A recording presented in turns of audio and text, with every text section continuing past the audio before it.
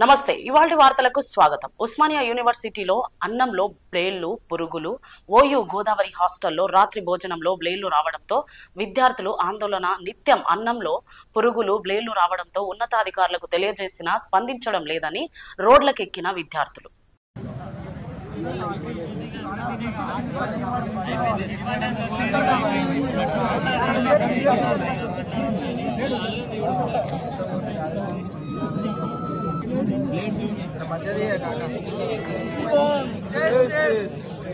slogan రావాలి రావాలి రావాలి రావాలి రావాలి రావాలి